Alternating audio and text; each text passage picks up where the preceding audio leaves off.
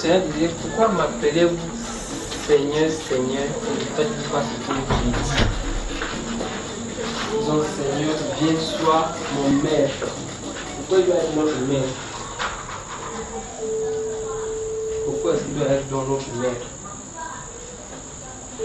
Jésus vient, sois mon maître. Par ton sang racheté. Jésus vient, sois mon maître. Viens, sois mon maître. Appelons, Jésus soit notre maître. S'il vient, verra qu'il est vraiment notre maître.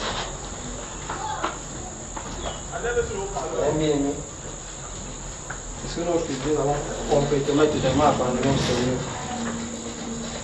Parce que nous comptons de temps en temps sur nous-mêmes. Nous appuyons sur notre sagesse.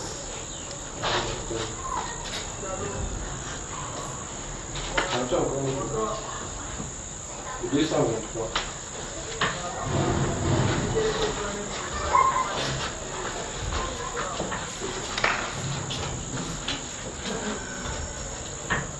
À Jésus de ma parole.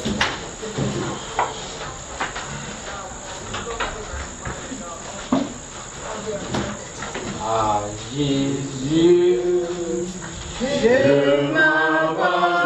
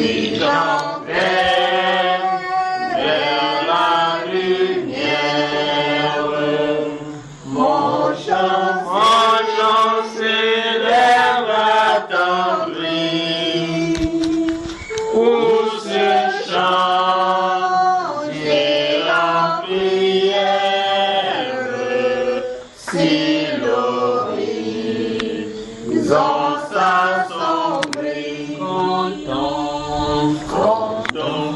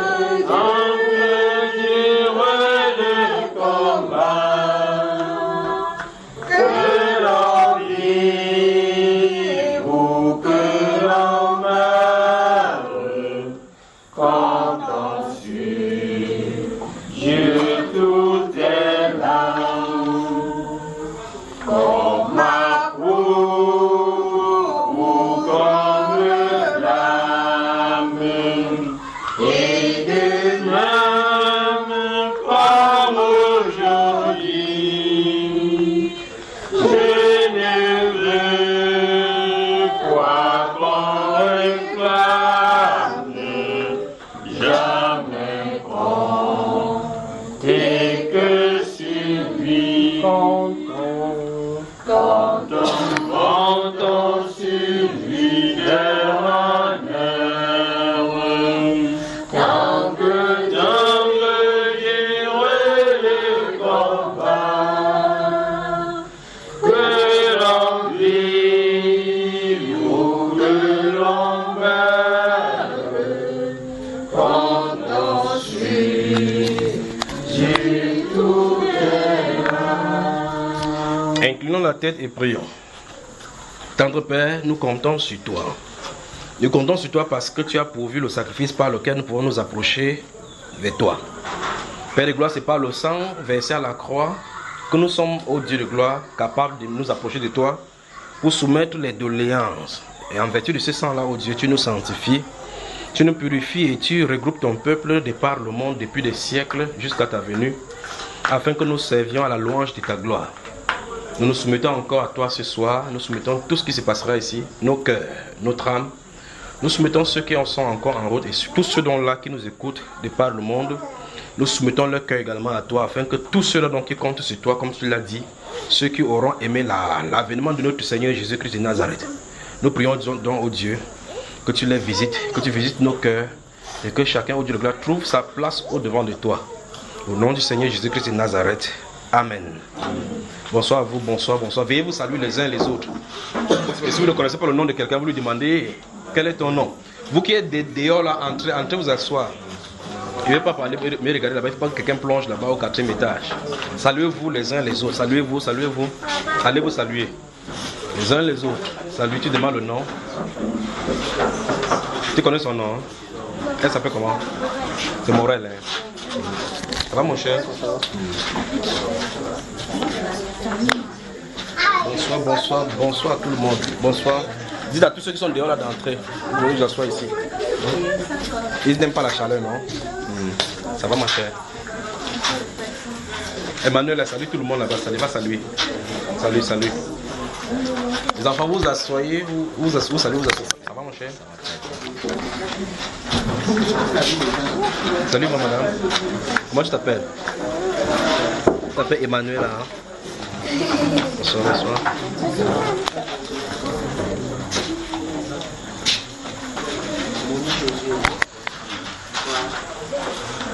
Bonsoir donc et bienvenue à cette autre session consacrée au Saint-Esprit. Ça va toi? Que Dieu vous bénisse, que Dieu vous bénisse. Tu es sorti de l'école directement pour ici, hein? Ça va? Hein?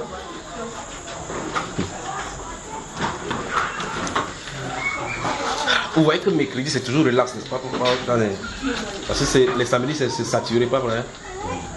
C'est ça non? Les samedis c'est saturé. C'est pas saturé, hein? Pourquoi? Bon, samedi c'est le premier, non? Oui. Que le Seigneur vous bénisse.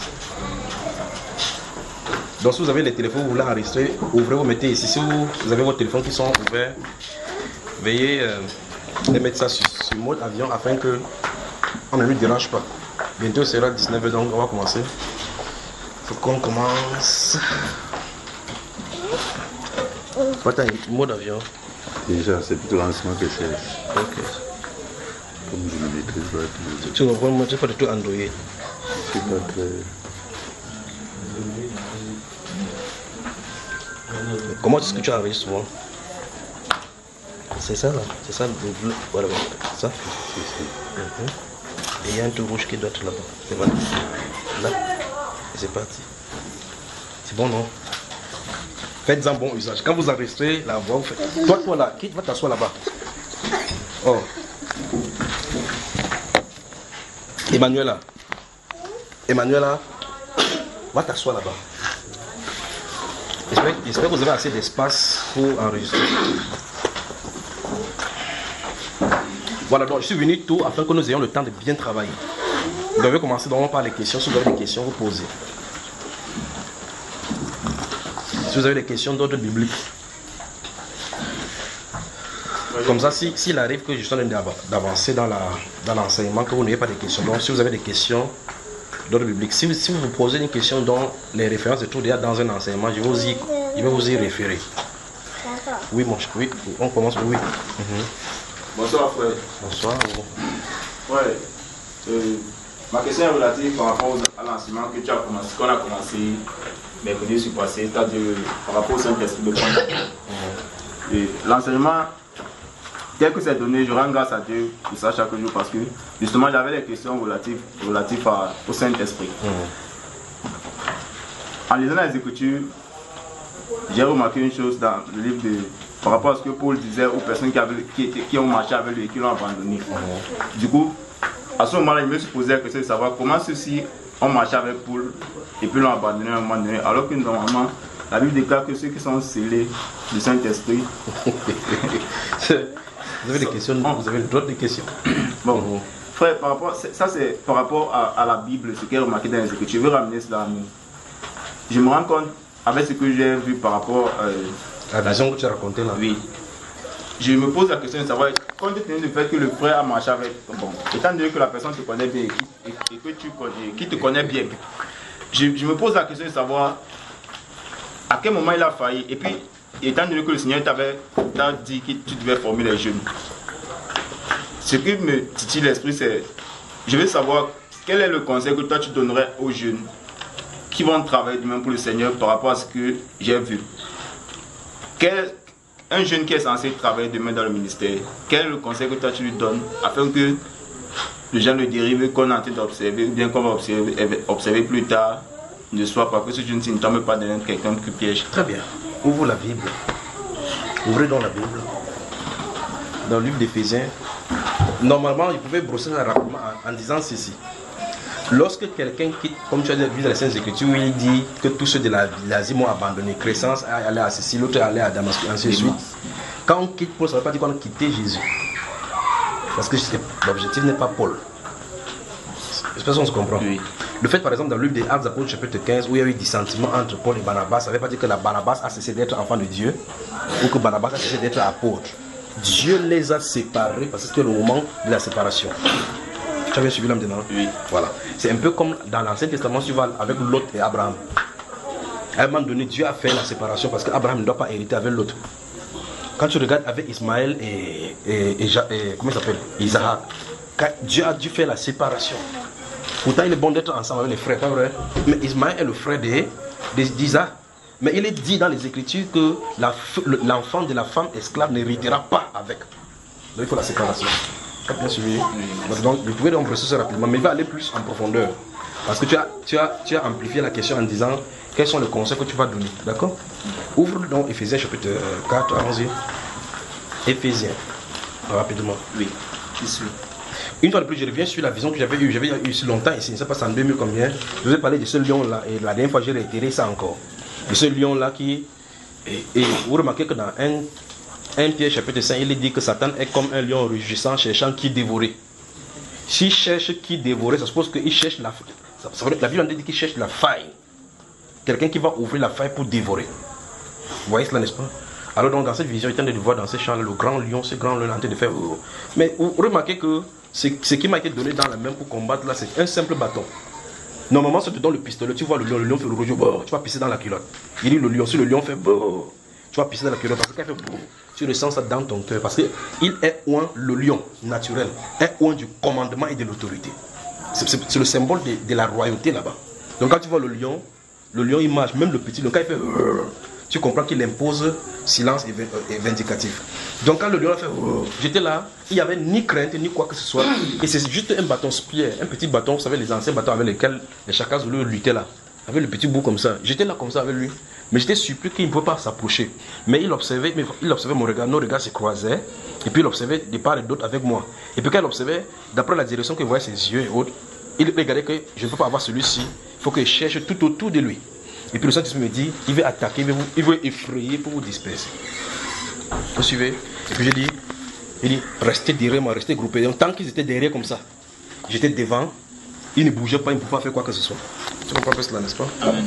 Voilà ce qui est venu et l'ordre est venu. Maintenant, chapitre 4, tu es, oui, verset On peut y aller. Oui. Verset 11. Allons-y. Et il a donné aux uns comme apôtres. Non. C'est comment? Verset 11, chapitre 4 d'Éphésiens. Oui. Et il a donné. Il a donné les uns comme apôtres, Voilà. les autres comme prophètes, Oui.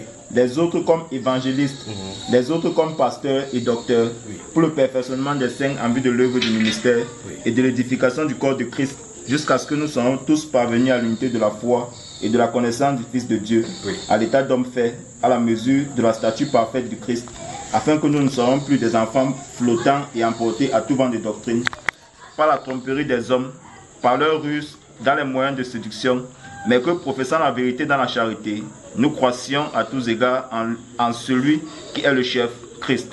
Voilà.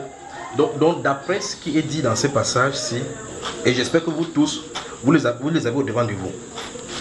D'après ce qui est dit dans ces passages-ci, les uns sont donnés comme apôtres, les autres comme prophètes, évangélistes, docteurs et pasteurs pour le perfectionnement des saints. Le mot grec qui est utilisé là-bas, qui est rendu en français pour perfectionnement, ça veut dire que achever la réparation ou bien fermer les brèches ou fermer les trous qu'il y en a.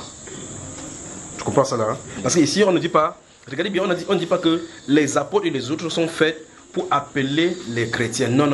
Pour appeler les gens au royaume. Non. D'après ce qu'il dit dans les Écritures, on dit qu'il faut les perfectionner. Tu comprends cela? Oui. Mais on dit pour le perfectionnement des saints. Donc ça dit qu'ils sont saints. Et je crois que la dernière fois, j'ai mis l'emphase là-dessus en prenant le cas des Corée, Abiram et Dathan. Vous vous souvenez, n'est-ce pas? Alors donc, ça veut dire qu'on construisait par exemple la maison. Remarquez bien que quand on construit la maison, il y a les échafaudages qu'on met. Les gens mettent des bâtons dans le mur pour pouvoir mettre la peinture ou bien essayer d'aller là. Quand il y a les trous dans le mur, après quand on finit le trou, quand on finit de construire le mur, on enlève ces bâtons là, ces piquets là. Bon, dans notre contrée, c'est comme ça qu'on fait. Dans d'autres contrées, on n'utilise pas ça, on utilise les échafaudages véritablement pour y monter. Mais pour le contexte de notre culture ici, on met des choses dans le mur, Et vous voyez qu'on pèse le mur. Normalement, si on enlève tous ces bâtons qu'on a mis pour construire, pour y monter, vous allez voir que la maison est construite, mais il y a des trous de part et d'autre. Après ce travail là, maintenant, le maçon vient pour fermer les trous qu'on a occasionnés. Et il essaie de surfacer cet endroit-là pour qu'il n'y ait pas ce trou-là, d'accord? Donc, maintenant, vous remarquez qu'avec cette analogie-là, c'est une maison qui est construite, mais il y a de trous à fermer. C'est le perfectionnement, d'accord? Oui. Donc, c'est ça, c'est le mot grec qui est écrit dans ces livres d'Éphésiens, chapitre 4, là. C'est de ça dont il est question. Ça veut donc dire que quoi? Si tu es chrétien, dès que tu es né de nouveau, tu n'es pas arrivé à la maturité comme Dieu veut. Tu comprends ça, n'est-ce pas? Oui. On a besoin des enseignements, et ces enseignements-là ont pour but de t'implémenter des mystères, des oracles du royaume, afin que tu sois fit, que tu sois à mesure d'intégrer ton propre ministère. Vous voyez cela? Il est pour le perfectionnement des saints en vue de l'œuvre, pour que leur œuvre fonctionne également dans leur propre ministère. Donc c'est pour cela que si quelqu'un, ou remarquez quelqu'un fait 20 ans dans la foi, tu te demandes qu'est-ce que tu sais faire, il ne fait pas, il a un problème.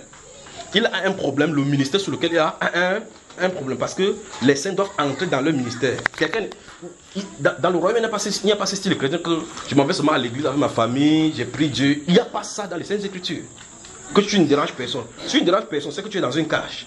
Vous me suivez, n'est-ce pas? Pointe quelqu'un, dit qu'il n'y a pas de chrétien s'il ne fait rien. Si tu fais 20 ans, tu ne sais pas ce que tu fais.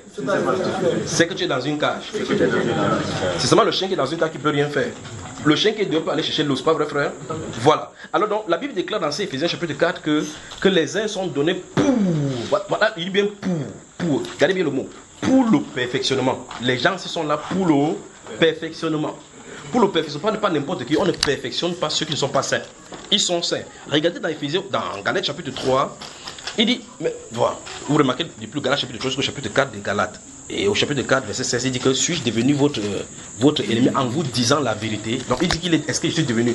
Il est obligé de leur dire la vérité. Mais il dit, mes enfants, pour qui je prouve, mes enfants, pour qui je prouve encore les douleurs de l'enfantement. Donc ça veut dire que ceux-ci sont, normalement, on parle de douleur de l'enfantement, c'est une femme qui a l'enfant à l'intérieur du ventre. Et donc l'enfant n'est pas encore venu dans le monde. Et tant que l'enfant n'est pas encore venu dans le monde, il y a des douleurs. L'enfant va boxer et autres, il y aura des contractions et autres. Parce que l'enfant n'est pas encore né. Quand l'enfant est né, maintenant c'est cet enfant-là a grandi. Ceux-ci manifestement étaient déjà nés, mais jusque-là, les réactions qu'il faisait comme les avortons, il le faisait exactement comme s'il était encore dans le ventre, comme s'il n'était pas encore né. Donc il devait réagir comme ceux qui sont déjà nés et qui doivent grandir. C'est pour ça que mon grand frère dit, mes enfants pour qui je pousse encore les douleurs, encore les douleurs de la famille, jusqu'à ce que Christ soit formé en vous. Ça suppose que si Christ ne grandit pas, c'est ce qu'il appelle dans Ephésiens chapitre 4, ayant atteint la statue parfaite de Christ. D'accord? Il dit que c'est quand cette statue-là est positionnée, on ne peut plus balloter les gens. Donc maintenant, tu vois que si on comprend très bien les Saintes Écritures, lorsque quelqu'un a suivi les enseignements des apôtres et prophètes, et ainsi de suite, et qu'il est perfectionné, il entre dans son propre ministère, la doctrine qu'il suit et qu'il prêche est identique aux doctrines des apôtres. Mais le mal maintenant qu'on observe maintenant, c'est que vous voyez que quelqu'un quitte un de ces moments par une inspiration démoniaco-religieuse, il va dans un centre de formation. Ou bien quand il arrive quelque part, il lit la Bible 2 fois, 3 fois, il colloque comme ça, il dit qu'il a eu la vision du ciel, que Dieu lui a donné de faire telle chose. Ne connaissant pas la doctrine, n'ayant pas la mission, si Dieu ne t'a pas accordé une mission sur la terre pour son œuvre à lui, tu vas toujours faire mal. Parce que l'ennemi va t'utiliser. Vous comprenez, n'est-ce pas? D'où vient le différent découpage des religions que nous avons sur la terre aujourd'hui. Chacun vit avec une pièce, ça c'est en anglais ça, avec une pièce ou bien une partie en disant que Dieu m'a révélé ceci, Dieu m'a révélé ceci, Dieu m'a révélé ceci. Mais maintenant, je vais vous montrer quelque chose. Ouvrez 1 Corinthiens chapitre 4. Que Dieu te bénisse pour ces questions. Sentez-vous à l'aise, d'accord? Regardez comment vous êtes ici, vous êtes serrés ici comme le poisson. Et regardez tout juste. Vous avez peur de cette série? Ma soeur, regarde-les. Elles disent qu'elles ont peur de toi. Elles ne veulent pas t'asseoir à côté de toi. Elles sont serrées ici comme ça, comme le poisson. Vous savez, le poisson où il y a sardine. Moi, tu sais quand on ouvre la sardine, tu vois comment ils sont serrés dedans, non? Voilà. Tu n'es pas à l'aise maintenant. Tu es à l'aise, non? Salut là, alors. Salut là. Tu la connais, hein? Mais tu as dit ta soeur, non? Comment tu ne la connais pas, tu l'appelles ta soeur? Parce qu'elle a attaché le foulard. Bon, j'ai dit quel livre déjà? 1 Corinthiens chapitre 4, dis-nous le verset 17, qu'est-ce que ça dit là?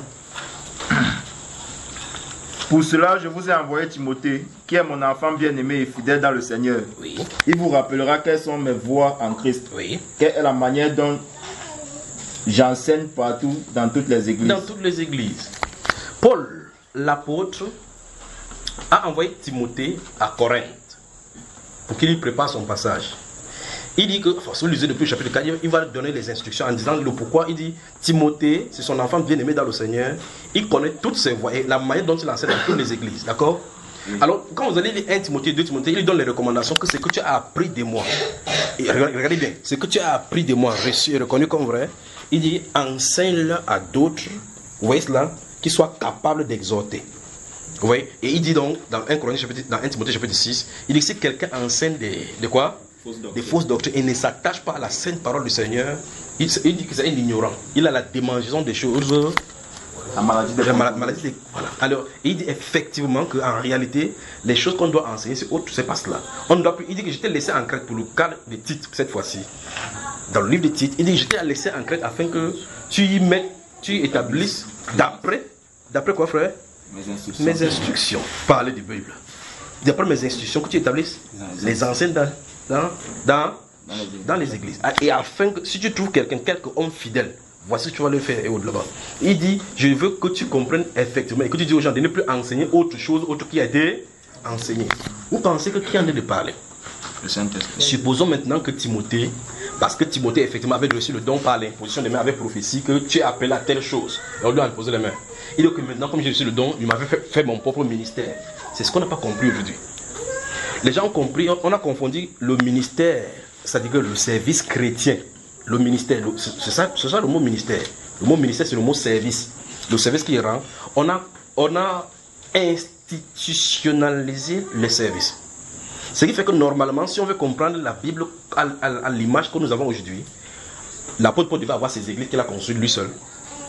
Timothée a aussi sa part d'église parce qu'il a sa propre ministère. Et que de temps en temps, Timothée invite son grand patron, son père spirituel, il entre. Avant de venir, il dit que non, c'est mon père spirituel, c'est lui qui m'a baptisé. Amener les dons. Où est-ce là, frère? C'est ce qui se passe aujourd'hui. Mais ce n'est pas comme ça. Timothée a reçu l'instruction claire. Il dit, fais l'œuvre d'un évangéliste. Mais Timothée ne peut pas enseigner autre chose autre que Jésus. Parce que c'est Christ Jésus qui se prêche. 1 Corinthiens chapitre 15 cette fois-ci. 1 Corinthiens, le chapitre 15. Allons-y, verset 1. Quand il te dit stop, tu stops. Et il va te dire faire encore sauter, d'accord? Oui. Allons-y, verset 1. Je vous rappelle, frère, l'évangile que je vous ai annoncé, que vous avez reçu, dans lequel vous avez persévéré et par lequel vous êtes sauvés, si vous le retenez tel que je vous l'ai annoncé. Il dit clairement aux Corinthiens que l'évangile qu'il les a annoncé quand ils sont venus là-bas. Si vous voulez lire le contexte de cela, vous pouvez rentrer dans Actes des Apôtres chapitre 18. Quand il est resté là-bas jusqu'à ce qu'à les précis sont venus. Et il avait des tribulations là-bas, soulignées à partir du verset 9 de ce chapitre 18 des Actes des Apôtres, au point où le Seigneur lui a dit dans une vision que n'était pas pâle. Car, écoutez bien, c'est que le ciel dit à Paul. Il dit, pâle. Oh, je me sens bien là maintenant. Il dit, pâle, car j'ai un peuple nombreux dans ces villes. Maintenant, regardez la façon dont le Seigneur dit. Le Seigneur dit, pâle, ne te tais pas. J'ai un peuple nombreux dans ces villes. Donc pour Paul, c'est quoi? Je suis à Corinthe. Je parle seulement, je parle. Quand il parle, le ciel s'occupe de sa parole. Donc, tu as vu que quand tu restes là où c'est comme la sardine, ça, tu comprends sur ton corps, non? On dit à toi comment que tu comprends sur ton corps. Comment on dit ça à toi? Goyouno. Lui-même il passe s'asseoir là-bas derrière celui-là, il en est de s'essuyer jusqu'à comme s'il conduisait le vin skin. Il s'assoit là-bas, ça en est de l'eau chauffée. Il est là, ça chauffe, il ne peut pas quitter. Il y a l'espace là-bas. Regardez, voilà même masse là-bas, voici la place ici. Alors donc, regardez très attentivement. Vous avez moi là. Amen. Lorsque vous suivez très bien les Saintes Écritures, il peut y aller. Regardez ce que Paul dit ici à Timothée. Regardez ce que Timothée va faire. Regardez la réplique qu'on a aujourd'hui. Et regardez ce qu'il faut. Mais le ciel dit à Paul. Voilà. Non, si tu t'assois ici, il va créer pour aux gens qui assieds-toi là-bas. Toi-même, tu vois que ça ne te laisse pas non plus, non? Soyez à l'aise. Quand vous venez là, sentez-vous à l'aise. Asseyez-vous où vous êtes confortable. Alors, suivez-moi maintenant, suivez. Dans ces actes, chapitre 18, dont j'en ai cité à partir du verset 9, le Seigneur dit à Paul, dans une vision de la nuit, il dit que parle, ne te tais pas car j'ai un peuple nombreux dans cette ville. Paul l'apôtre, tu dois prêcher. Ton mouchoir est tombé, mon cher, ton mouchoir est tombé là. Paul l'apôtre qui doit prêcher dans cette ville, lui, il ne connaît pas qui doit être sauvé ou qui ne doit pas être sauvé parce que ce n'est pas à l'homme que Dieu a donné cette autorité. Dans 2 Timothée chapitre 2 verset 19, la Bible déclare que le Seigneur connaît ceux qui lui... Voilà, donc c'est lui qui connaît. Maintenant vous voyez, la marque que Christ Jésus a donnée à Paul, c'est prêche ma parole, j'ai un peuple nombreux dans cette ville. La Bible déclare qu'il demeura près de 1 an, 6 mois, il prêchant la parole de Dieu, c'est qu'une multitude de gens crus et même des Juifs ont rejoint la foi. Maintenant, écoutez très attentivement. Ici dans 1 Corinthiens 15, donc, il dit que l'évangile que je vous ai prêché, non, laisse-moi parler. Je vous ai prêché, par lequel vous avez cru et par lequel vous êtes aussi sauvés. Donc quand il parlait, les gens étaient quoi? Sauvés. Vous avez vu cela? Sauvés par la prédication. On arrive maintenant, continuons. Si vous le retenez tel que je vous l'ai annoncé. Donc on n'a pas quitté l'évangile. Vous remarquez aujourd'hui, un pasteur se lève. J'ai vu une vidéo d'un pasteur, il dit qu'il s'appelle pasteur Moïse. Voici son raisonnement. Écoutez-moi très attentivement. Son raisonnement, c'est que la terre, c'est une boule. Là, il a raison. C'est une boule. C'est la terre sphérique. Vous remarquez, vous êtes sur le continent africain. Ça veut dire que vous êtes quelque part ici, c'est en face de vous. Le continent asiatique ou bien encore le continent australien se trouve de ce côté-ci. S'ils sont de ce côté-ci et que vous avez votre boule comme ça, celui qui est en Afrique, c'est comme ça. Tu es en bas. Tu regardes, ta tête se trouve en haut. Tu dis que Dieu est en haut. Donc, tu n'as pas d'en haut, c'est comme ça. En temps, celui qui est le continent, comment il s'appelle, australien, il dit son Dieu en haut. Son en haut, c'est comme ça. Après, il dit quelqu'un qui est en Chine, son en haut, c'est comme ça. Il se fâche, il tape la Bible, il dit que finalement Dieu n'est nulle part parce qu'il n'y a pas de en haut. Vous voyez son raisonnement. Mais le psaume 14 dit, l'insensé dit en son cœur, il n'y a point de Dieu. Tous se sont corrompus. Il n'y a aucun qui fasse le bien. Pas même un seul. Vous voyez cela, n'est-ce pas? Il dit, l'insensé dit en son cœur, il n'y a point de Dieu. Donc il est parti de son raisonnement. Je suis en train de prendre ceci parce que Paul a dit, l'évangile là, vous devez retenir tel que vous avez cru. Autrement, vous aurez cru en vain. Voici quelqu'un qui se dit pasteur. D'autres viennent étaler même leurs connaissances dans les scènes, dans les télévisions ou dans les débats. Il dit que je fus pasteur, j'ai été ceci, j'ai été ceci. Mais vous remarquez que il y a pasteur selon les hommes et les pasteurs donnés par Dieu. Parce que d'après ce que nous avons lu dans 1 Corinthiens, dans Ephésiens chapitre 4, c'est Dieu qui donne. Il a donné les uns comme apôtres. Si Dieu a donné quelqu'un comme apôtre, il est censé faire la mission à lui assigner. Mais si quelqu'un s'est fait apôtre, si quelqu'un s'est fait prophète, quelqu'un s'est fait évangéliste, ça c'est son problème. Il a fait son business. Il y a de quoi ils peuvent se déconvertir ou bien changer d'idée plus tard. Parce qu'il n'a pas été appelé à cette œuvre. Mais aucun des serviteurs du Seigneur ne peut se détourner. Même s'il le voudrait lui-même, il ne peut pas. Parce que écoutez bien, tu es envoyé en tant que prisonnier. Vous entendez ça? Malheur à moi s'il ne prêche pas l'évangile. Moi je suis, n'est-ce pas? Donc quand vous entendez quelqu'un dire non, c'était un serviteur de Dieu, il s'est détourné. Comment vous pouvez prouver ça? Vous ne pouvez pas prouver ça dans la Bible. C'est comme si Dieu s'était trompé. que c'est un serviteur. Dieu lui avait donné son onction. Après, Dieu a retiré. Dieu n'a jamais donné l'onction à Saül. Parce que c'est la volonté, c'est l'homme selon le cœur des hommes. Mais à David, si vous voulez bien remarquer, vous allez remarquer entre David et Salomon, et prenons les trois là, Salomon, Saul, David, les deux qui ont vrai péché, si vous voulez pécher le péché, c'est Salomon et David. N'est-ce pas, frère? Saül, lui, il a fait quoi? Bon, les bœufs qu'il a pris là, il a mangé pour lui. Il voulait donner à qui? Au Seigneur. Au Seigneur. Le monsieur Uri là, que David a fait tuer, prendre sa femme là, c'est bien. Hein? Non. Bon, sur ce rapport, qui a mal fait? Qui a trop mal fait? David. Parlez de Bible. Alors donc, vous remarquez effectivement que la grâce choisie, l'élection choisie, quand elle a choisi, il dit, il ne se répand pas de ses dons et de ses appels. C'est sans repentir, dit les Saintes Écritures. C'est sans repentir.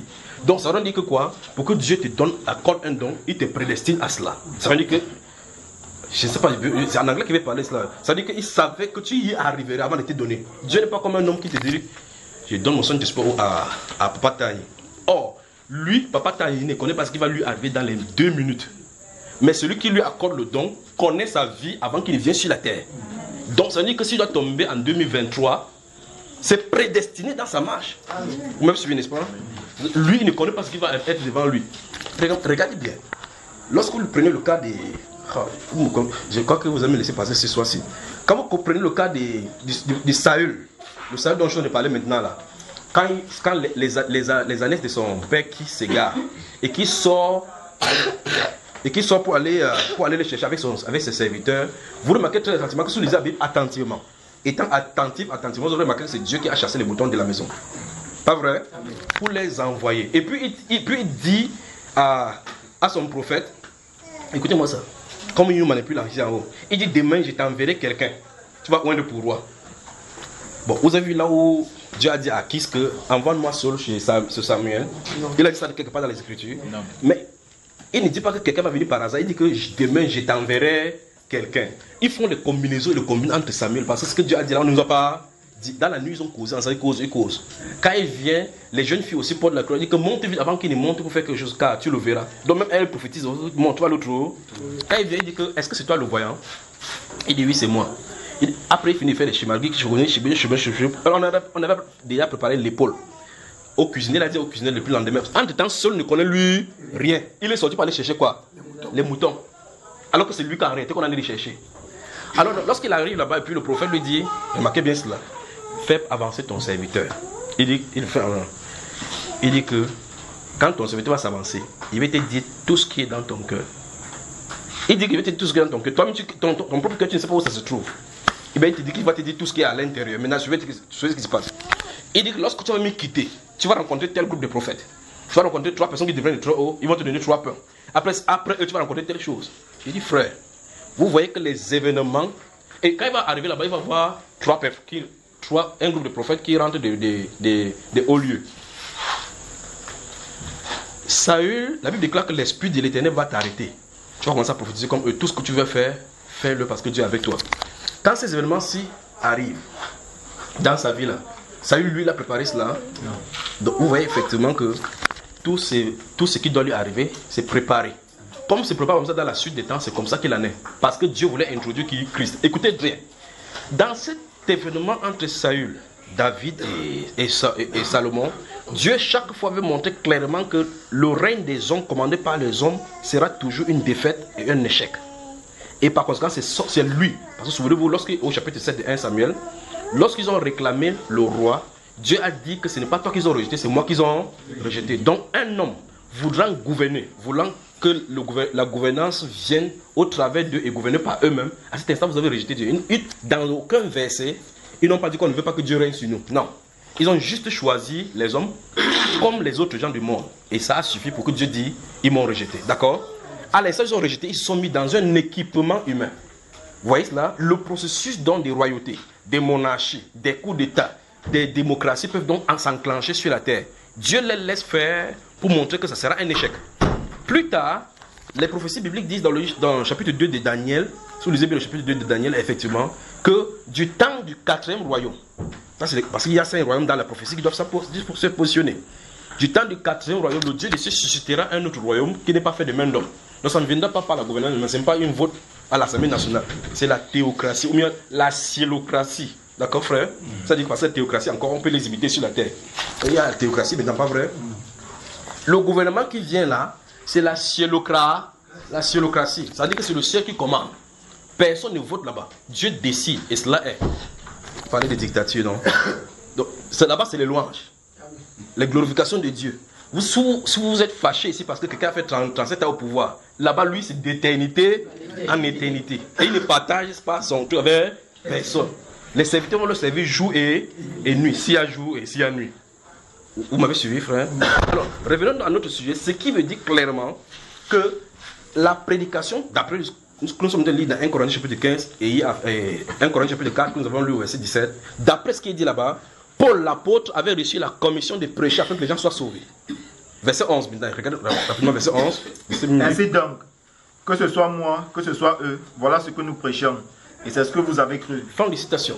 Donc il dit clairement, le but de ces passages, c'est pour dire clairement que les apôtres, parce qu'il a présenté, si tu es arrêté au verset 4, au verset 3 là-bas, normalement il va introduire maintenant les autres apôtres que je vous ai enseigné avant toute chose que Christ est mort selon l'écriture et ressuscité le troisième jour selon l'écriture, donc selon son évangile. Donc d'après l'évangile, il devait mourir selon l'écriture, il devait être ressuscité selon l'évangile. Il dit voilà ce que vous avez cru. Vous voyez cela, n'est-ce pas? Puis il dit que je vais vous rappeler qu'en fait Christ après sa mort, il a apparu à Céphas, puis à Pierre, à Jean, ainsi, et par la suite il a apparu à plus de 500 frères à la fois, dont certains sont morts et d'autres sont vivants. Et après eux tous, il m'a aussi apparu à moi comme un avorton. Et puis donc, il conclut donc que ce soit eux, c'est-à-dire les autres apôtres, que ce soit moi, voilà ce que nous prêchons. Donc la prédication tourne autour de la mort, la résurrection de Jésus-Christ et ses corollaires. Vous m'avez suivi, n'est-ce pas? Voilà, autour de quoi tourne la prédication. Maintenant, il dit donc que ce soit eux, que ce soit moi, voilà ce que vous avez prêché et c'est ce que vous avez cru. Donc ça veut dire qu'il n'y a pas deux styles de prédication pour sauver les gens. C'est la prédication de la croix, qui est une folie pour les uns, mais qui est puissante de Dieu pour nous qui sommes sauvés. Que dirons-nous donc si Timothée va maintenant commencer à prêcher maintenant autre chose, autre que ce qu'il a reçu? Voilà pourquoi il a envoyé Timothée, parce qu'il sait que Timothée peut aller répliquer la même chose. Ceci ne veut pas dire que Timothée, en plus de cela, ne peut pas donner des révélations ou quoi que ce soit, parce qu'il y avait des prophètes. Parce que le prophète ne va pas venir pour remettre. Le but, ce n'est pas de répéter la même parole, Vous voyez cela? Dieu peut de façon exprès donner des révélations à d'autres personnes, parce que dans 1 Corinthiens chapitre 14, alors ici là-bas, si je vais vite, hein, vous me freinez. Si ça sort là comme la mitrailleuse, vous me faites la main seulement comme ça que j'aille doucement. 1 Corinthiens chapitre 14. Regardez, le verset 6, qu'est-ce que ça dit? Parce que tu peux nous le verset 6. Et maintenant, frère, de quelle utilité vous serais-je si je venais à vous parler à vous parlant en langue, oui. Et si je ne vous parlais pas par révélation, ou par connaissance, oui. ou par prophétie, oui. ou par doctrine. Oui. Donc vous voyez les différentes façons de venir pour amener le message. Il peut venir, il dit, ça ne vous sert à rien s'il vient parler en langue. Et là-bas, il va parler au verset 18 du chapitre 14, si quelqu'un qu'il faut qu'il y ait l'interprétation. Maintenant, regardez très attentivement, parce que tu peux chanter en langue, tu chantes ici, on arrive à voir cela dans bientôt. Maintenant, regardez, il dit ici que de quelle utilité vous serais-je? Vous voyez, n'est-ce pas? Mais donc, ça veut dire qu'il peut venir par enseignement, comme je suis en train de faire maintenant. Il peut donner l'enseignement, donner des révélations, établir des doctrines, parce que ça va édifier. Vous savez, n'est-ce pas? Donc maintenant, ça veut dire que quelqu'un peut venir, comme Timothée peut venir, il explique encore bien ce que Paul a dit concernant telle situation. Parce que la Bible déclare, sous les 1 Thessaloniciens, il a dit quand ils viendront, on réglera d'autres choses de bouche à oreille. Donc il y a certaines choses qu'il leur disait que Timothée ne sait pas. Donc avec Timothée, il pouvait causer. Il pouvait causer, donnant les instructions.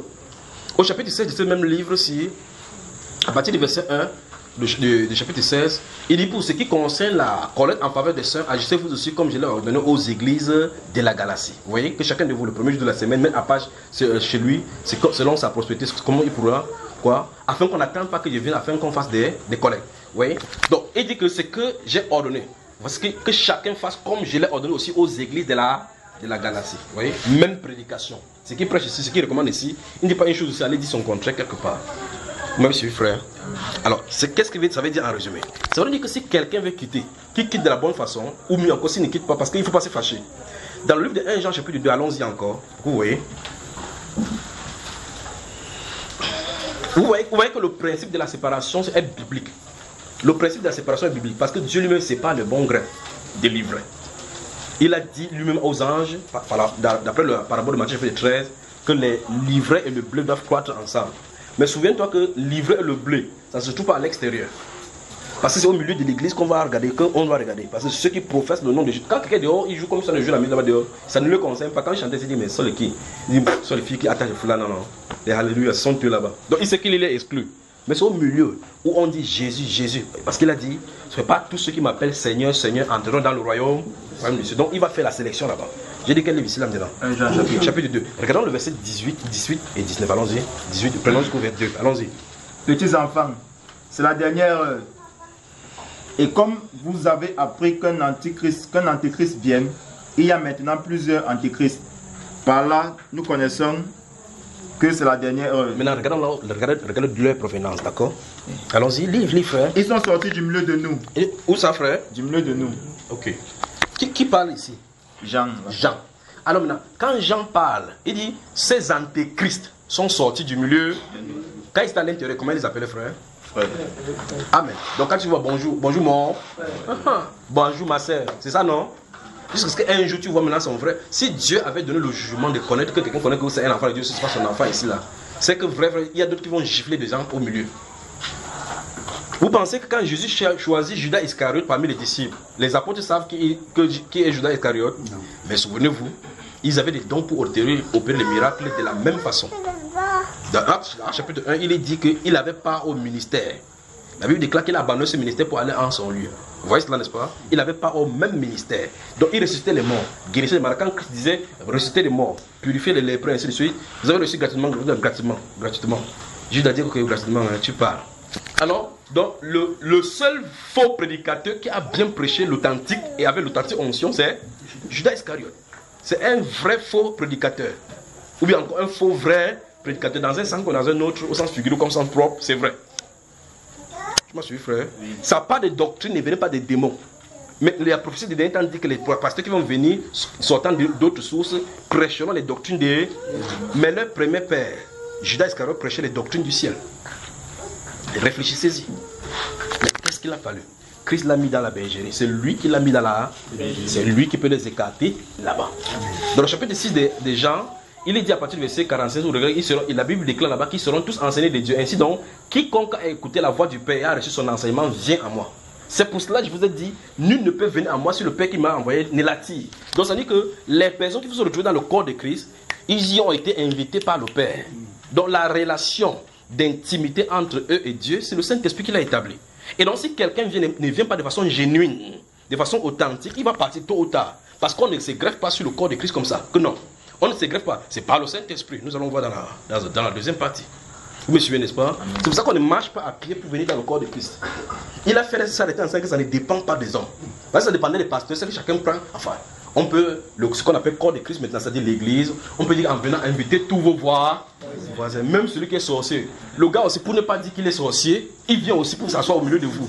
Pourquoi vous ne l'accusez pas? Je me souviens, on était allé quelque part, je ne sais pas où c'était. Non, c'était quelqu'un qui racontait cela. Que le jour des 31 décembre, c'est le passage des. Vous appelez quoi? Passage à niveau. Comment, frère? Où on traverse des jours au lendemain. Le marabout qui était en face du pasteur. Vraiment. Le marabout, c'est-à-dire que le ministère du pasteur était en face du ministère du marabout. Hein? C'était là-bas aussi. Ok, comme un plan, vas-y, c'est pas bon, tu ne faisais pas l'histoire là, je crois qu'il ne sait pas qui m'avait raconté cela. Et puis, le 31 décembre, le marabout portait le blanc. Il vient s'asseoir au premier banc. Il traverse ensemble avec le pasteur. Et le jour où le pasteur, je crois qu'on poursuivait le pasteur, les gens sont venus pour taper le pasteur parce qu'il y avait des gens qui ont fui la famille, venaient à l'église. Le pasteur a fui, premier refuge, il est entré chez le marabout. Il a dit collègue. C'est son collègue. Que collègue protège-moi. Le marabout est sorti. Vous tapez quoi sur le pasteur? Vous voyez où on se retrouve, n'est-ce pas? Donc le marabout a fui l'église, allé se réfugier chez le pasteur. Le pasteur a fui pour aller se réfugier. Et le jour du 31, les gars viennent prêcher. Le marabout était en blanc. Depuis le blanc en bas jusqu'à blanc en haut, ça soit là-bas. Il prêche. Quand on prêche, Amen, Amen. Au moment des offrandes, il n'a pas donné l'offrande qu'un de ses fidèles aussi est venu chez le marabout. Il vient aussi donner le reste chez le pasteur. Vous voyez, là on est en train de se trouver là maintenant. Vous voyez, là on est en train de se retrouver. Un soir, vous pouvez noter ça. Un soir ici, ça ne sera plus le même soir. Vous pouvez écrire ça, vous mettez la date. Un soir ici, ça ne sera plus le même soir. Et ça arrive. Un soir seulement. Et le quartier s'il va se réveiller. Un soir. Écrivez et vous mettez la date. Un soir ici, et ça ne sera plus le même soir. Ça ne sera plus les soirs comme d'habitude.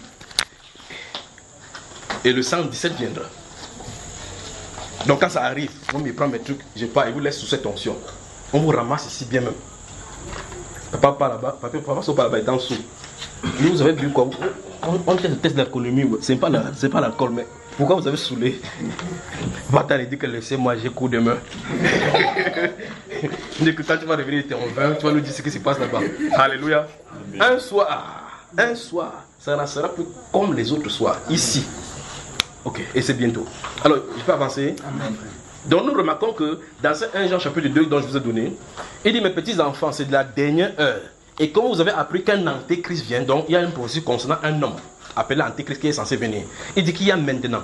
Nous sommes là dans les années 100, c'est-à-dire que à la formation, à la gestation même de l'église dont nous sommes maintenant, dans le premier sément de l'église.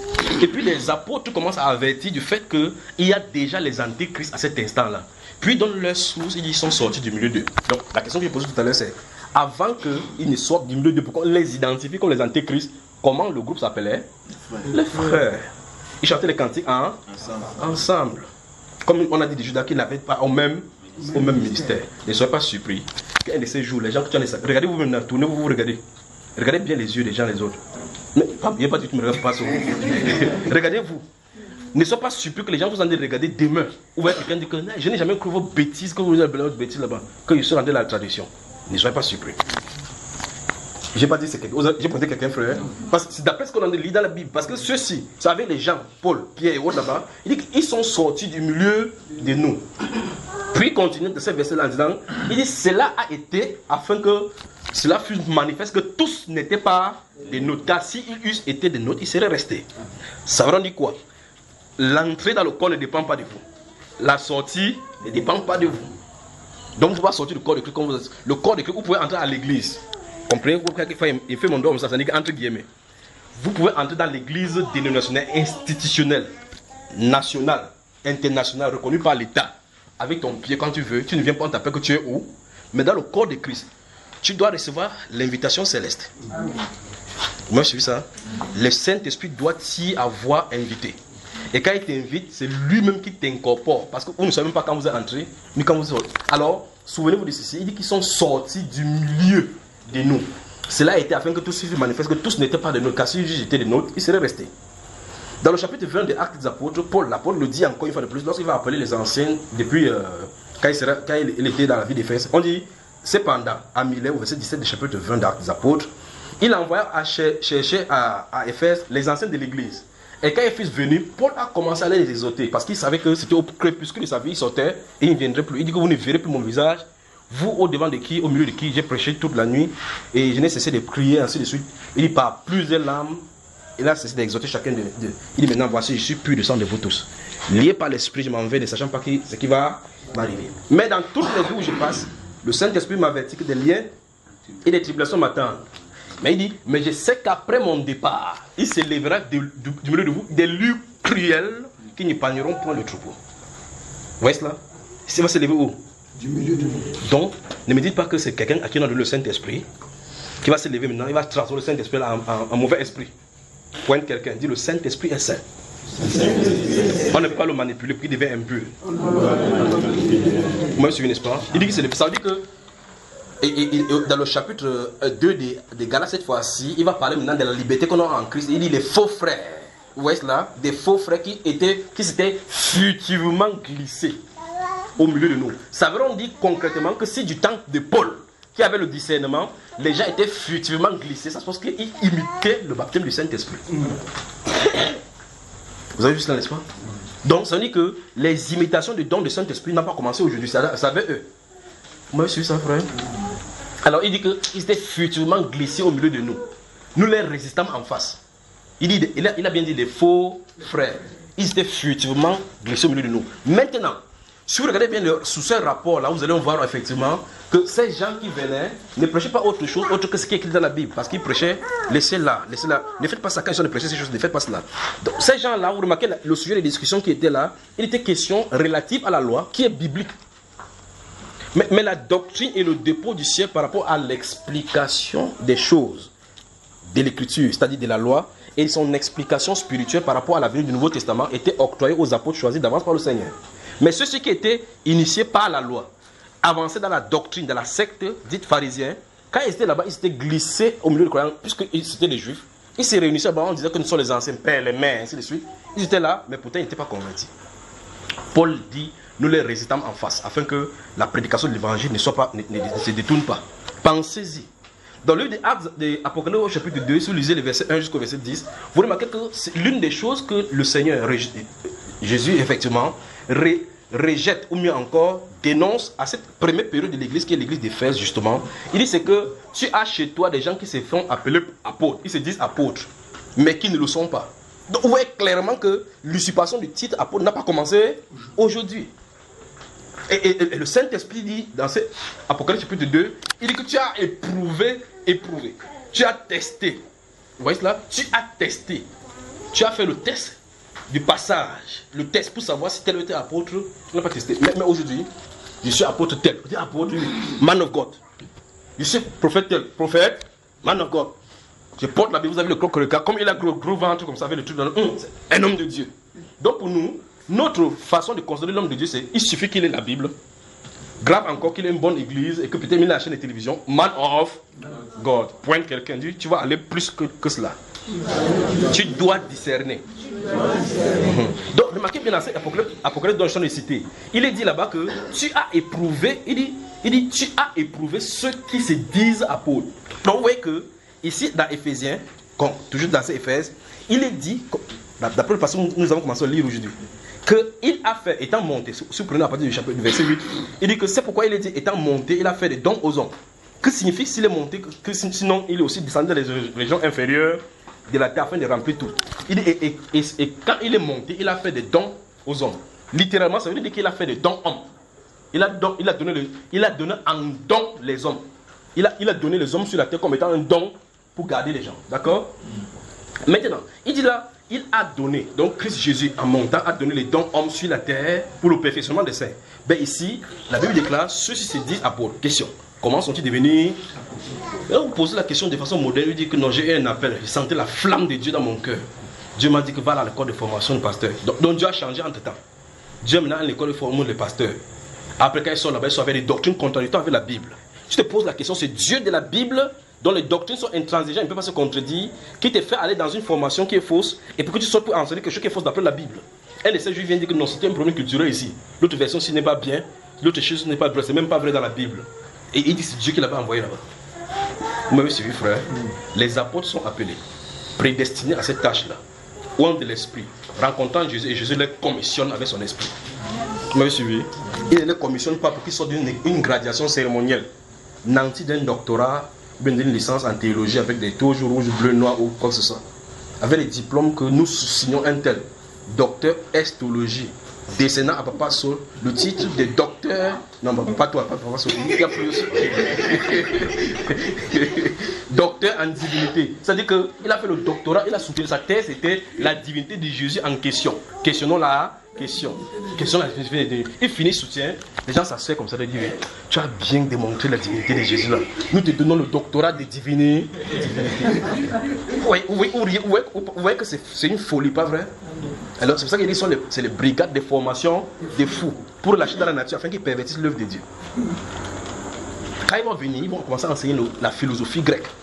C'est ça qu'on enseigne, la psychologie, le management, les théories de management, de leadership. Ils vont enseigner ça au milieu chrétien en prenant des bribes dans la Bible. Parce que souvenez-vous, les fausses doctrines doivent être issues de la Sainte Écriture. Les fausses doctrines, on ne sort pas des fausses doctrines à l'extérieur. Parce qu'on sort des fausses doctrines à l'extérieur, la Bible va conduire ça directement. On prend la Bible, on va la tracer et puis on vit. Vous voyez là, on est frère. On peut avancer là.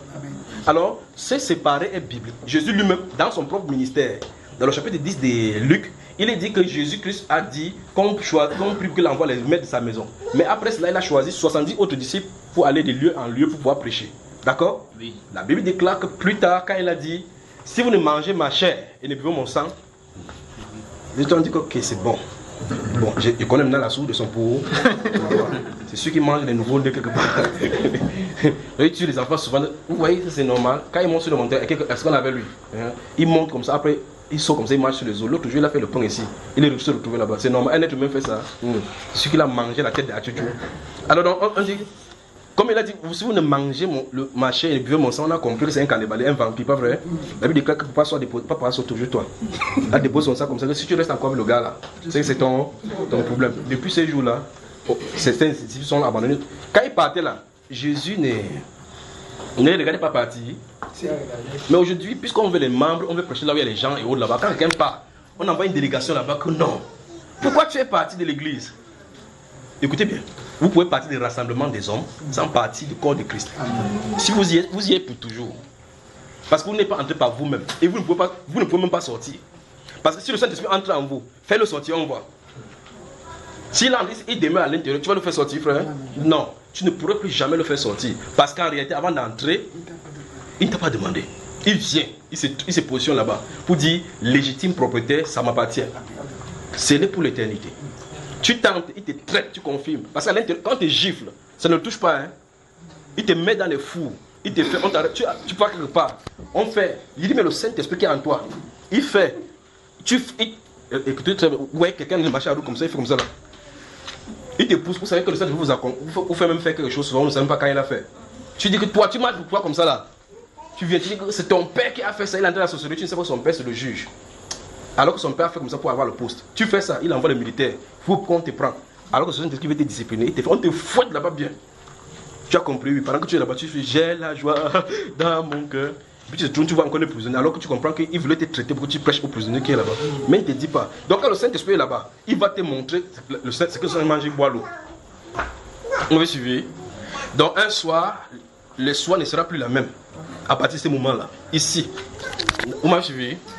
Ok, donc en conclusion, la division, il y a des divisions et des séparations qui sont absolument nécessaires. Ne mettons pas les sentiments au détriment de la vérité. Vous comprenez, n'est-ce pas? Voilà. Quand Paul, l'apôtre, dans l'une des 1 Corinthiens, chapitre 14, quand il parle du fait que les femmes ne doivent pas enseigner, ni de prendre l'autorité, ou bien faire quoi que ce soit, quand il le dit, au verset 37, vous avez remarqué que si quelqu'un est inspiré, se reconnaît comme prophète ou inspiré, qu'il reconnaisse que ce qu'il vient d'écrire, c'est un commandement du Seigneur, pas vrai? Quand malgré qu'il a écrit ça, comment le presbytère le contredit aujourd'hui? N'est-ce pas? Ils disent que ce n'était pas un commandement de Dieu, c'était un problème culturel. Donc un problème culturel, c'est un commandement, frère? Non. Vous voyez les problèmes, n'est-ce pas? Voici des petites choses. Il dit que si quelqu'un, il dit ce que je viens de vous écrire, en disant que les femmes doivent se taire, les femmes ne doivent pas enseigner. Il dit si quelqu'un sait qu'il est prophète, ou bien qu'il reçoit l'inspiration du Saint-Esprit, qu'il sache donc que c'est un commandement de Dieu. Le prophète, les pasteurs d'aujourd'hui qui écrivent même la Bible, ils corrigent même la Bible en disant que non, c'est faux. Il lève là-bas et dit, c'est que c'est à Corinthe, les femmes prostituées dérangeaient. Donc ça veut dire qu'à Corinthe, l'église de la prostitution, il dit que c'est à cause de ça, c'est un problème culturel. Donc Paul voit comme il est en culturel, qu'on a parlé de culturel. Et puis il dit que c'est le commandement du Seigneur. Vous voyez là où on se retrouve, frère? En résumé, quand Dieu veut séparer, il faut le laisser séparer. Quand il veut joindre, il veut se joindre. D'accord? Quand les hommes ont voulu séparer les païens de l'église, Pierre a dit, il a expliqué comment il était à Jopé, il était en train de prêcher, il était en train de jeûner tranquillement. Le Saint-Esprit a envoyé chez Corneille, et le Saint-Esprit est descendu sur lui, il dit que pouvais-je moi m'opposer à ce que Dieu fait? Quand ils ont entendu, ils ont dit, donc Dieu a donc donné à côté de la repentance aux païens afin qu'ils aient la vie, n'est-ce pas? Donc ils ont admis que les païens doivent entrer dans le corps. D'accord? Voilà. C'est pourquoi si quelqu'un part, il n'appelle jamais que quelqu'un est où? Parce que je n'ai jamais appelé, je vous ai appelé mon numéro pour appeler quelqu'un qui venait ici. Il ne peut jamais te poser la question que quelqu'un est où. Tu pars, tu sautes, tu cales en l'air, tu sautes, tu cales en l'air. Je fais ce que je suis en train de faire. D'accord? Devant le trône, là-bas, on va se retrouver là-bas. C'est comment à demander que vous êtes tous, si vous venez ici, on va rester où? N'est-ce pas, on va dire que vous venez me chasser la maison, chauffer la maison ici. Donc, Alors, en définitive, si quelqu'un veut partir, il part. Si quelqu'un veut venir, il vient. Si vous prenez le cas de Jésus lui-même, quand vous voulez prendre les exemples et que nous disons que nous sommes en train de travailler dans le champ de mission de Jésus, prenez Jésus dans le livre de Jean chapitre 14, enfin dans Jean chapitre 4 et suivons-le avec les Samaritains. Après avoir parlé à cette femme-là à côté du puits, il entre dans la ville, toute la ville est bouleversée, les gens croient. On le retient là-bas pour combien de jours, frère? 2 jours. Il a bâti une église. Quand il a fini là-bas, on l'a voulu le retenir là-bas, il a dit quoi? Il faut qu'il aille prêcher pour dans d'autres bourgades parce que c'est pour cela qu'il est venu. Bon, il pose la question. Ceux qui ont cru en lui là-bas, font comment? Dites-moi maintenant. Il a dit, trouvez-moi en Galilée. Il leur a demandé de trouver en Galilée. Non. Quand il est allé dans la ville d'Hérode, où il a chassé les démons là-bas, Hérode a envoyé la nouvelle que dites au type là qui ne veut pas faire sa sorcellerie dans ma ville. Il a dit qu'allez dire aussi à ce renard là que je chasse les démons, de me guérir le malade, après dans 2 jours je serai parti. Quand il a fini là, il est parti. Ceux qu'il a guéris, visiter là-bas partout là. Vous pensez que quand Christ Jésus prêchait quelque part, on dit que la foule allait en lui. Quand il quittait la ville, par exemple, il part à l'homme, il prêche, les gens croient. Il quitte la ville, il part avec ses disciples. Comment ceux qui ont cru en lui là-bas vivent? Je vous pose la question. L'homme maintenant a sorti la carte de décision. Ma carte de décision. Aujourd'hui, je décide de suivre Jésus. Je décide. Vous voyez là, n'est-ce pas, frère? Tu es où? Il faut rester dans la foi, il faut qu'on te fortifie, il faut qu'on te garde. Pointe quelqu'un. Pointe quelqu'un. Dis, veille sur ta propre âme. Laisse les gens tranquilles. C'est ça qui a mené beaucoup de choses au milieu de l'église. Vous entendez les notions de faiseurs des disciples. Quand on doit faire des disciples, comme moi, été amené en Christ, on fait des disciples. Il doit savoir qu'un homme d'habitude, tu as lavé aujourd'hui. Tu as lavé le blanc, quand tu veux laver le noir et le blanc, lave d'abord, commence d'abord par le blanc. Tu poses la question, où est-ce qu'on met une place dans les Saintes Écritures? Parce qu'on a comme l'impression que c'est en te surveillant comme ça là, que tu vas être dans la parole. En tout temps, la personne ouvre la Bible comme ça là, si le premier des dettes veut le tuer. Quand il ouvre la parole, vous allez dépenser à son argent, il pense à son argent. Tu es là, tu es en train de faire les disciples. Gardez-vous à l'esprit que Christ nous a appelés à la liberté. Vous êtes libre. Vous êtes libre. Parce qu'en réalité, c'est pour cela qu'il vous a appelé. Il dit clairement qu'on ne devient pas esclave des hommes. Vous remarquez que dans des familles, il y a des familles, vous entendez des problèmes entre les hommes et la femme, entre l'homme et sa femme, parce que sa femme a quitté la maison, il s'occupe de la femme du pasteur. Ils sont chez le pasteur. Tu cherches quoi là-bas? Un colonel m'avait dit à Yaoundé que si ce n'était pas toi, je devais aller péter là-bas, mettre la bombe là-bas, sauter les bêtises là-bas. Donc dit que je dois parler de tu viens le jour où le colonel vient avec la bombe sur lui. Il dit que le pasteur a pris sa femme, la femme est en train de travailler chaque jour, il ne peut pas manger là-bas. Lui, il a la cérémonie pour célébrer son grade, son galon. La femme a laissé la maison, il a célébré chez le pasteur. Après, quand il va parler, il dit que non, c'est un démon, envoie le feu sur lui. Tu envoies le feu sur lui, tu viens dormir avec lui. Tu accouches les enfants. Vous me suivez, n'est-ce pas? Parce qu'on a compris, on croit que c'est en faisant comme ça qu'on a de servir le Seigneur. Bon, pour ces pasteurs, si la femme cesse de servir comme ça, elle devient fidèle à son mari en faisant ce qu'elle fait dans son foyer, c'est que pour lui, il a quitté le corps de Christ. Parce que le service de Dieu consiste à laver le sol de l'église. Quand quelqu'un dit, c'est pas ça. Dit, ce n'est pas ça le service de Dieu. Non, il faut être fidèle à l'église. Donc, fidèle à l'église, ça veut dire qu'il vient chaque jour là-bas à l'assemblée. Donc, quand vous lavez le sol de l'église comme ça, Dieu est content. Hein, donc, Dieu, quand on se sale dehors là, sur la route, la Bible dit que la terre est son marche-pied. Donc, quand il y a Isaac quelque part là, Dieu ne passe pas par là-bas, n'est-ce pas? Point quelqu'un dit arrêtez la sorcellerie. Voilà. Donc, on dit que c'est la terre qui est son marche-pied. On a dit que c'est votre maison qui est son marche-pied. On dit que c'est la terre. La terre, le trône, le ciel est son trône. La terre est son marche-pied. On a des problèmes. On a des problèmes. Donc, c'est pour la liberté que Christ nous a affranchis. Je vais donc, en résumé, que tu saches, n'aie pas pitié de quelqu'un, d'accord? Je vais te répondre maintenant en finissant, comme un garçon qui m'avait demandé à l'université en 2009. Il est sorti, il était dans sa chambre, il était en train de prêcher dehors, il prêche. Il sort la cigarette, il dit, frère Junior, il dit oui. Il dit que je vais te poser une question. Je suis content parce que tu me poses une question, je vais te répondre. Il dit, Judas, il sera au ciel ou bien au paradis? Il avait la cigarette. Il dit, ok, si Judas est au paradis, quel est ton problème? S'il est en enfer, quel est ton problème? Toi, tu vas aller où? Donc on le devait, c'est que le frère là il fait comme ça, comme on l'a vu, il fait comme ça, il fait comme ça. Écoutez bien, tout ce qui se passe au milieu de vous ici, je sais. Tout ce qui va se passer, je sais. Et même, Dieu m'a même montré quelqu'un qui va quitter ici pour la Rose-Croix. J'ai dit à ma femme, j'ai donné son nom à ma femme. Je suis tranquille. Elle était étonnée. Je vais vous donner la vision là tout à l'heure là. D'accord? Que Dieu vous bénisse. J'espère que c'est clair maintenant. Donc. Comment? Oui? Le conseil, non? Le conseil. Quand tu as suivi ça, tu as bien suivi. Le conseil est contenu là-dedans. Le conseil, c'est que tu veilles sur toi-même. Donc, quand quelque chose arrive, tu dois prendre garde sur toi-même en disant que, ok, je vais prendre attention. Maintenant, tu as compris que le but, c'est qu'il faut que tu sois équipé. Si tu n'es pas occupé, ne te lève pas pour aller commencer à faire des choses qui te dépassent. Vous dites, j'ai la vision. Il faut que vous compreniez la vision. Vous pouvez avoir la vision, ce n'est pas le moment. Vous pouvez avoir la vision, Dieu va vous montrer que je suis futuriste. Tu m'as compris, n'est-ce pas? Ok, donc si vous êtes équipé et que Dieu vous équipe, s'il y a une chose que j'ai dit et dit à tout le monde, c'est que ne mettez pas le pied dehors, allez prêcher l'évangile sans être baptisé du Saint-Esprit. Ce conseil devait être valable pour tout le monde. Parce qu'il a dit lui-même qu'allez témoigner. Quand le Saint-Esprit viendra, c'est lui qui va vous permettre de témoigner. Si tu sais que tu n'as pas le Saint-Esprit, ferme ton tuyau d'échappement. Même ça fait vroom vroom vroom, tu fermes. Quand vous allez aller, en tout cas vous connaissez les 7 filles d'Esqueva. Quand ils sont allés là-bas, quand on va te témoigner Jésus que Paul prêche, on a dit, tu témoignes Jésus, tu as le Saint-Esprit. Bam, bam, bam. Parce que le Seigneur Jésus-Christ établissant sa justice dans le cœur a mis le Saint-Esprit. D'accord? Voilà. Vous allez, vous dites que vous allez prier pour les gens. Vous pouvez prier pour quelqu'un à l'intérieur, vous mettez la main, le démon là qui vient dans votre vie. Ton problème commence à partir de cet endroit-là. Le démon n'a pas peur des titres.